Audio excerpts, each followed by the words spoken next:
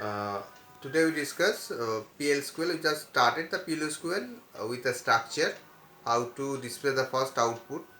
The thing is that there is an advantage of PLSQL when we want to display the output in the our our screen, that is the provided screen of SQL.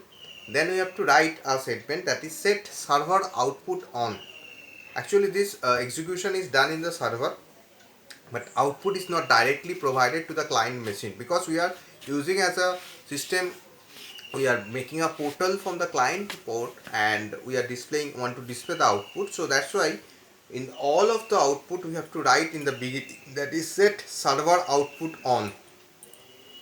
When we just put the server output on, then we have to just include the segment, and then we are writing as it is, that is declare portion. Then we have to write the begin portion, then we have to write the exception portion, that is called the exception, and then we go for the end.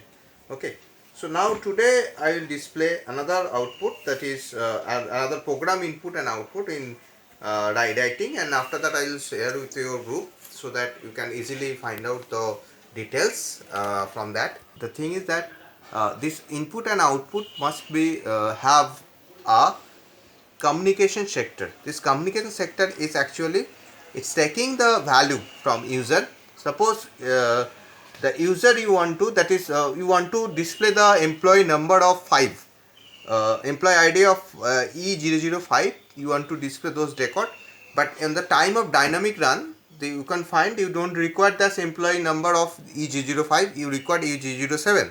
So what you do, you have to change it on your directly. You have to open the SQL and you have to change the program and save the program. That will happen, but dynamically you can take the output at the input in your program so that it can display the output. So that's called the dynamic variable declaration. So here in the program we are just dynamically take the input, then we compare with the value that is provided in the DBMS SQL by using the PSQL program, and then we go for the output. Okay, let's see. Have a VAMP number, then as a number declared, then the ampersand is VEMPNO.